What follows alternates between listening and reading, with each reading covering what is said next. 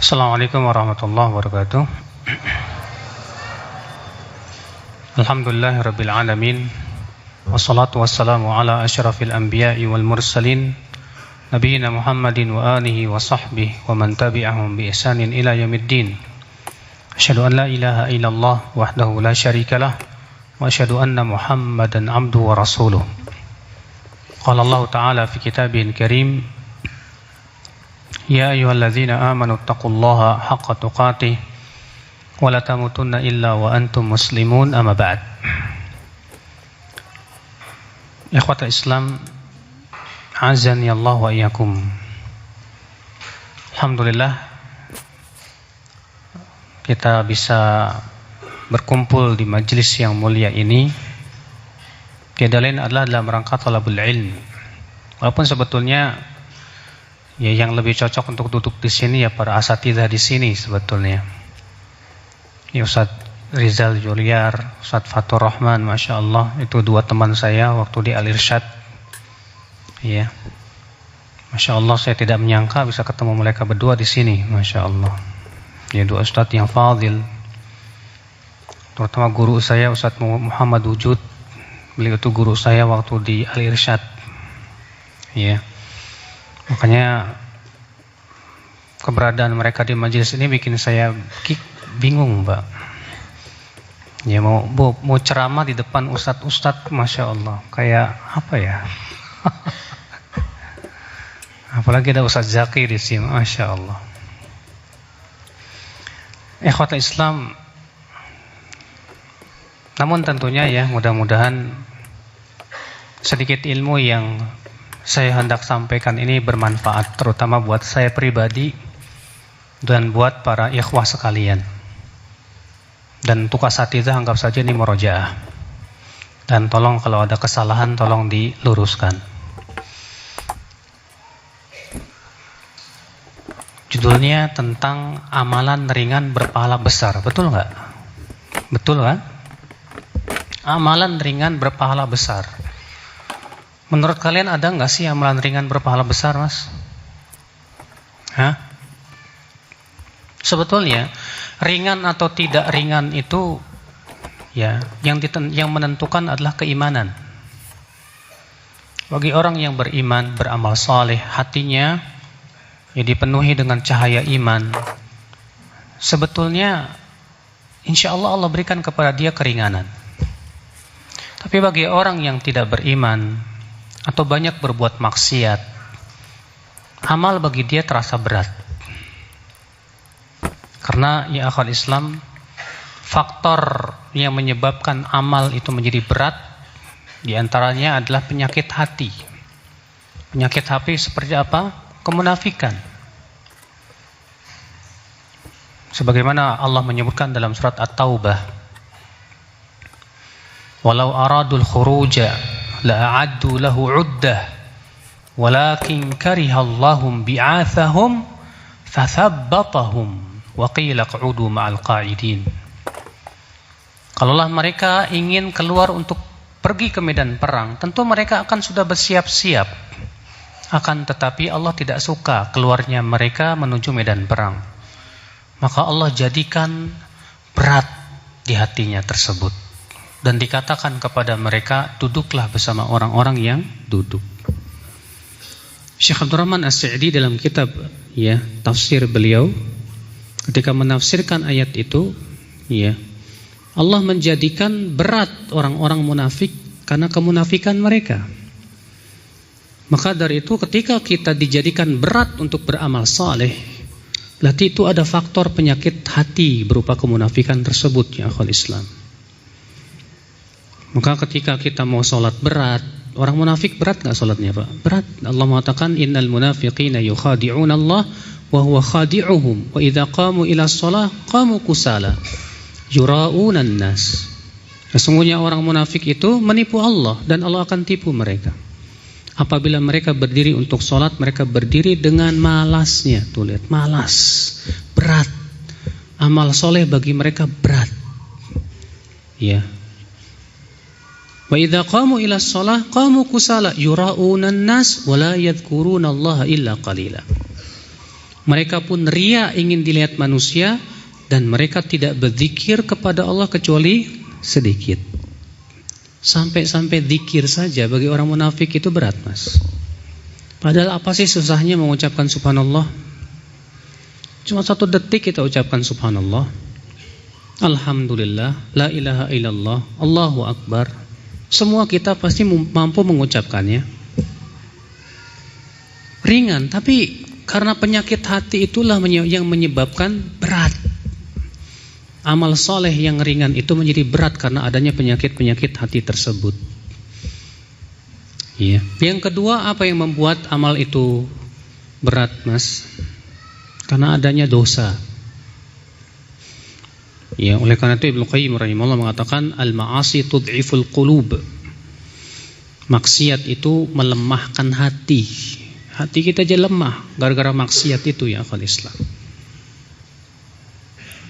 Maka orang yang ketika lemah dari perbuatan suatu amal, maka kita harus curigai.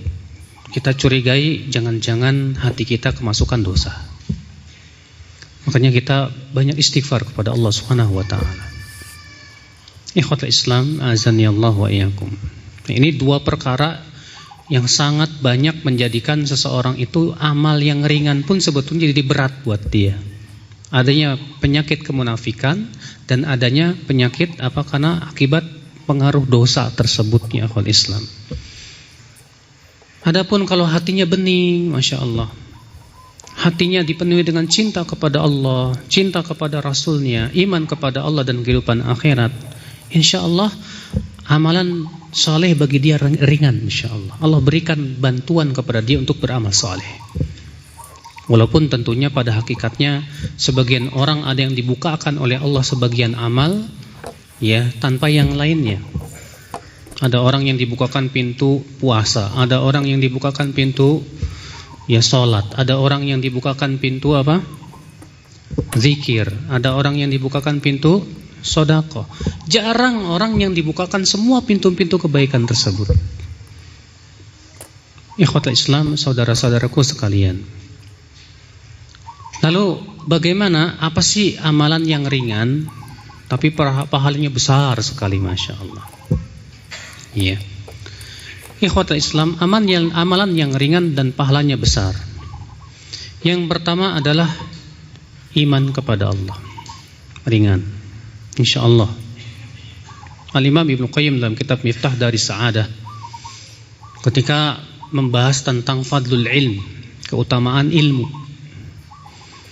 ya, beliau membawakan suatu hadis di mana Rasulullah SAW ditanya, apa amalan yang paling utama? Kata Rasulullah, imanun billah, iman kepada Allah. Tsumma ayyun, kemudian apa ya Rasulullah? Kata Rasulullah, jihad fi sabilillah, jihad di jalan Allah. Padahal jihad termasuk iman. Maka Al-Hafidz Ibnu Hajar dalam Fathul Bari mengatakan yang dimaksud iman dalam hadis ini adalah tasdiqun bil qalb, yaitu pembenaran dengan hati. Ya. Kata Ibnu Qayyim rahimahullah, jihad itu jauh lebih melelahkan. Yang namanya orang jihad kan, Mas, ya, mencampakkan dirinya kepada kematian. Orang yang namanya jihad itu lelah betul, menghadapi musuh, ketakutan dan yang lainnya.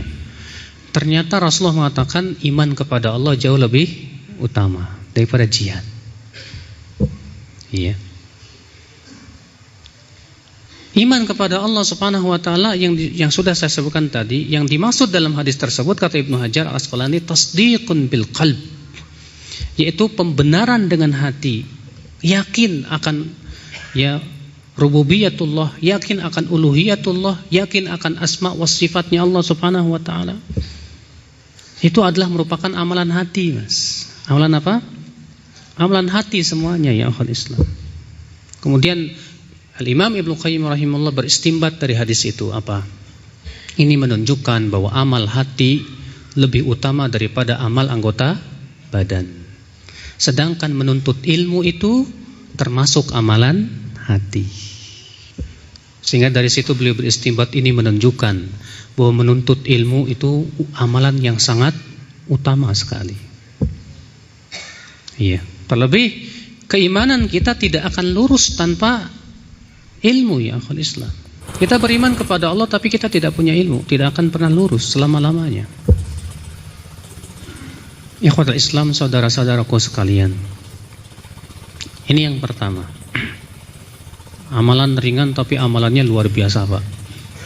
Iman kepada, yakin kepada Allah Subhanahu wa taala. Iya. Yang kedua, amalan yang ringan tapi pahalanya besar, apa itu? Zikrullah. Zikir kepada Allah ringan, Pak. Kita tidak melihat dari sisi dia itu orang munafik atau orang banyak berbuat dosa, tidak. Tapi dilihat daripada amalan itu ringan sekali. Saya yakin ya, semua kita mampu untuk mengucapkan subhanallah, alhamdulillah, ya kan? Cuma mengucapkan subhanallah aja kok. Apa susahnya? Alhamdulillah, apa susahnya? Antum ucapkan subhanallah paling berapa detik? 1 detik, Pak. Alhamdulillah, la ilaha illallah, Allahu akbar 4 detik. Tapi lihat pahalanya, luar biasa. Ya. Antum ucapkan subhanallah wa bihamdi, subhanallahil azim, pahalanya masya Allah. Imam Bukhari meriwayatkan Rasulullah SAW sabda, kalimatani khafifatani fil lisan, thaqilatani fil mizan, habibatani inda rahman, subhanallahi wa bihamdi, subhanallahil azim. 2 kalimat yang ringan di lisan, berat di timbangan, terus dicintai oleh Ar-Rahman. Subhanallahi wa bihamdi, subhanallahil azim. Masya Allah. Kata Rasulullah, ahabbul kalami ilallah, ucapan yang paling dicintai oleh Allah apa? Subhanallah, alhamdulillah, la ilaha illallah, Allahu akbar. Ringan kan, Pak? Ringan sekali. Ya. Juga Rasulullah SAW mengabarkan dalam hadisnya, apa kata Rasulullah SAW, ya ikhwata Islam, ya, menyebutkan tentang keutamaan subhanallah, alhamdulillah, la ilaha illallah. Banyak sekali keutamaan ya ucapan ini. Ibu Rasulullah SAW sabda, laqitu Ibrahim, aku bertemu dengan Nabi Ibrahim alaihissalatu wassalam ketika Isra Mi'raj itu. Maka Nabi Ibrahim berkata kepada Rasulullah, apa? Akri, ya Muhammad, akri ummataka minni salam. Hai Muhammad, sampaikan salamku untuk umatmu. Wa akhbirhum, dan kabarkan kepada mereka, annal jannah thayyibatu turbah, bahwa surga itu masya Allah tanahnya gembur, subur. Azbatul ma, airnya tawar. Wa annaha qi'an, dan bahwasanya surga itu sekarang qi'an. Qi'an itu sih tanah yang belum ada tanamannya. Wa anna ghirasaha la subhanallah, alhamdulillah, la ilaha illallah, Allahu akbar. Dan bahwasanya tanaman-tanaman surga itu apa? Subhanallah, alhamdulillah, la ilaha illallah, Allahu akbar. Apalagi Pak, ucapan-ucapan ini di hari-hari ini nih, pahalanya luar biasa, Pak. Rasulullah menganjurkan kita ini di hari-hari ini nih, 10 awal Dzulhijjah, untuk memperbanyak ucapan tersebut. Yang disebutkan dalam hadis yang diriwayatkan Ibnu Hibban dan yang lainnya, kata Rasulullah, ya, ma min ayyam, tidak ada hari-hari, al-amalu salihu fihi ahabbu ilallah, di mana amalan soleh lebih dicintai oleh Allah Subhanahu wa taala dari min asyri Dzulhijjah, dari 10 awal Dzulhijjah. Fa aktsiru fihinna tahlil wat tahmid wat tasbih, kata Rasulullah. Maka perbanyaklah di hari-hari tersebut apa? Tahlil, tahmid, tasbih, demikian pula takbir. Bahkan Ibnu Umar dan Abu Hurairah, kata Imam Bukhari dalam sahihnya apa? Beliau apabila telah masuk bulan Dzulhijjah, mereka berdua sengaja pergi ke pasar. Fayukabbiran, lalu keduanya pun bertakbir. Maka orang-orang pun ikut bertakbir dengan takbir keduanya tersebut. Coba masya Allah. Antum ada yang pergi ke pasar takbiran, Pak? Ya. Mungkin dianggap aneh zaman sekarang kali Mas. Ini orang ngapain pergi ke takbiran ya? Tapi subhanallah itu menunjukkan bahwa para sahabat Rasulullah SAW ya memperbanyak zikir di hari-hari awal 10 Dzulhijjah. Makanya Allah mengatakan dalam surat Al-Hajj, wa yadhkuru ismallah ala ma razaqahum min bahimatil an'am. Wa liyadhkuru ismallah fi ayyamin ma'lumat. Ya, agar mereka berzikir kepada Allah di hari-hari yang telah diketahui. Ibnu Abbas mengatakan yang dimaksud dengan hari-hari yang telah diketahui itu adalah 10 awal bulan Dzulhijjah. Ternyata Allah mengatakan, coba Mas pandangannya kemari semua. Ada penuntut ilmu, walaupun ada apapun juga, tetap pandangannya ke saya, ya. Karena antum sedang menuntut ilmu di sini, ya. Sampai mana tadi Mas? Hah? Sampai mana tadi saya bicara? Hah? Berkata Ibnu Abbas menafsirkan firman Allah tadi, ya, hendaklah mereka berzikir kepada Allah di hari-hari yang telah diketahui. Kata Ibnu Abbas, yang dimaksud dengan hari-hari yang telah diketahui adalah 10 awal bulan Dzulhijjah. Berarti atas dasar ayat ini, asar tadi dan hadis tadi yang sudah saya sebutkan, itu menunjukkan bahwasannya di 10 awal bulan Dzulhijjah kita sangat dianjurkan untuk banyak-banyak apa? Berzikir, banyak berzikir, Pak. Ya. Masya Allah ya akhwat Islam, azani Allah wa yakum. Antum ya, jangan lupa untuk banyak berzikir ketika di waktu-waktu senggang, di waktu-waktu kosong, ya, ketika sedang berkendaraan, ketika kita, masya Allah, ya, waktu-waktu yang banyak sekali di antara kita sayang sekali Pak, tidak kurang memanfaatkan waktu di 10 awal bulan Dzulhijjah ini untuk banyak berzikir kepada Allah Subhanahu wa taala. Iya. Sayang sekali ini hari yang sangat utama hilang begitu saja. Hanya sebatas untuk bercanda sana, bercanda sini, ketawa sana, ketawa sini dan yang lainnya. Padahal kalau kita ucapkan subhanallah, alhamdulillah, wala ilaha illallah, Allahu akbar, wallahi pahalanya besar di sisi Allah Subhanahu wa taala. Ikhwatul Islam, azani Allah wa iyyakum. Maka ini amalan yang kedua, ringan tapi pahalanya apa? Besar. Iya. Apa itu? Berzikir. Walaupun tentunya Pak, zikir yang paling utama, mana yang lebih utama? Baca Quran atau zikir? Baca Quran atau zikir? Mana yang lebih utama? Hah? Mana yang lebih utama? Baca Quran atau zikir? Ya baca Quran dong. Baca Quran itu lebih utama daripada apa? Zikir. Bayangkan satu hurufnya Al-Quran, kata Rasulullah apa? Ditulis berapa? 10. Itu kan menunjukkan betapa besar dan agungnya pahala membaca Al-Quran, ya akhwal Islam. Ya. Namun di 10 awal bulan Dzulhijjah ini, sebagian ulama menyebutkan bahwa zikir lebih utama.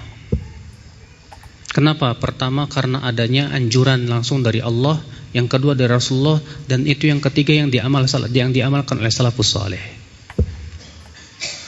Iya. Makanya di hari-hari ini banyak-banyak zikir deh Pak. Banyak zikir, subhanallah, alhamdulillah, la ilallah, Allahu akbar. Subhanallah, alhamdulillah, la ilallah, Allahu akbar. Iya. Enggak capek kok. Subhanallah, alhamdulillah, Allah, Allahu akbar. Enggak capek Pak, alhamdulillah. Cuma masalahnya setannya kuat itu. Kita ucapkan subhanallah, alhamdulillah, Allahu akbar, setan datang ngingetin apa? Hah? Ngingetin inilah, ngingetin itulah. Ingat ke rumah lah, ingat ke masakan lah, ingat ke ya istri lah, ke anak lah. Ya, apalagi yang suka ngomong poligami, oh itu udah Kalau ngomong poligami itu Pak zikir itu Pak. Ikhwata Islam azani Allah wa iyyakum. Nah ini ya akhwat Islam, saudara-saudaraku sekalian, ini amalan yang keberapa? Yang kedua. Mudah insyaallah dan pahalanya apa? Besar di sisi Allah Subhanahu wa taala. Yang amalan yang ketiga ya akhwat Islam azani Allah wa iyyakum. Ya. Yang mudah dan ringan tapi pahalanya apa? Besar di sisi Allah Subhanahu wa taala ya akhwat Islam. Apa itu? Yaitu bersedekah. Sedekah itu besar pahalanya ya akhwat Islam.